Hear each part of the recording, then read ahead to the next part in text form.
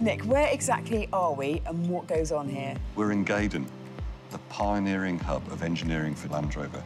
And this building we're in here today is where the environmental subsystem testing is conducted. We basically conduct every test here to really make sure that Land Rovers push the boundaries of technology. What is it exactly that you do every day? Firstly, I'm an engineer, and I'm an engineer at heart, creating products, creating systems, and creating parts of those vehicles that are really pushing the boundaries is what I love to do every day. April the 30th is a really important date for Land Rover. Why exactly? Well, April the 30th is when the Land Rover, the Series 1, was first revealed in Amsterdam. The world saw what Land Rover was all about. Now, you don't only work at Land Rover, but you own a lot of Land Rovers as well, and you very kindly brought some in today. Can you tell me about this one here? Fern, I believe she's called. My daughter names all of the cars, and this one is called Fern because it's the light green, which the early vehicles were. It's absolutely a love to drive. You have a plug-in hybrid electric vehicle with you today. What fascinates you about that? So this is one of the new 18 model year Range Rover. It's got a 4-cylinder gasoline engine, but also it's got an electric motor and a battery pack. And I can actually, every morning, drive from my house, which is 10 miles down the road, all the way in electric mode to here at work. So you've had a fantastic history. What's the future looking like? We'd like to think that we've had a fantastic 70 years. But we're just getting going. I promise you that passion in Land Rover is more than ever before, and you'll see more pioneering products. And 70 years, it's just a beginning. We're still young.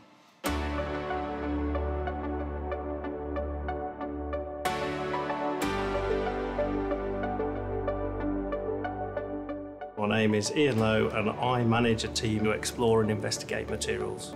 Some of the work we do is looking at how materials are affected with age and with time and with use. And we make sure that when the end car is delivered, it is as good as it should be. We've got 2 off-road testing facilities and the cars were performing differently. So I was brought some mud and I was asked to analyse it and see if we could narrow down why there was a difference. We've had to characterise mud and dust from around the world, so we have to check our materials are not affected by that type of mud. All the technologies that we have in Land Rovers are there to make driving off-road better. So that's from terrain response, hill descent control, all the camera systems that we have in the vehicle are there to make it easier for people to drive off-road. My job is to make sure that the Land Rovers that we produce are the most capable cars that they can be. I studied mechanical engineering. My family had a Defender when I was growing up and I've always loved cars, so Land Rover seemed like the natural place to look for a job, and I love working here. My name is Becky Mcclellan and I am a human factor specialist at Jaguar Land Rover. My job role entails understanding the physical and psychological capabilities of people all around the world. I then model these in a virtual environment and we can then apply this to the development of our vehicles. Ergonomics is the science of designing for people. It's a multifaceted discipline which draws on psychology, anatomy and biomechanics. It's crucial that we understand the behavioural characteristics of people so that we can then design suitable solutions.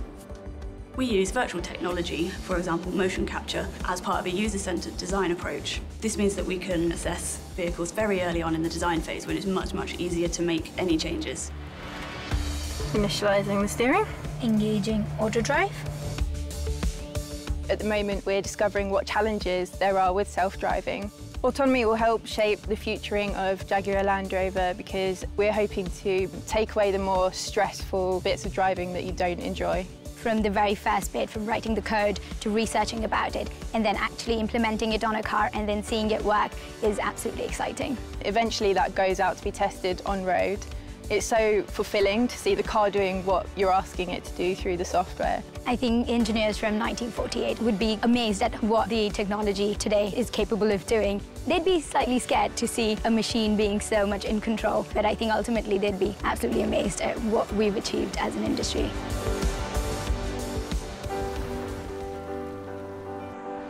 So my role as Chief Design Officer at Land Rover is really about visioning the future. Design is the glue that pulls everything together and it also has the ability to enrich people's lives. And design isn't just about the aesthetic, it's about the essence of the whole product and what that means, how you use it, how it functions.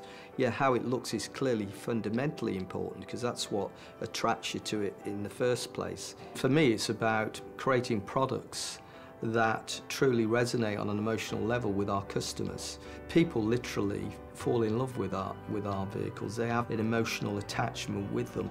In terms of my favourite models, past and present, I still love the original Range Rover. It changed the perception of what a luxury vehicle could be. I suppose my favourite vehicle to date probably is the Range Rover Velar, because it shows a way forward in terms of the execution of its modernity, and it shows how you can take a brand and change its image completely. I work very closely with my colleagues in engineering and brand to vision the future. At the moment we are developing a whole new generation of vehicles. At Land Rover we don't do ordinary, and we never will.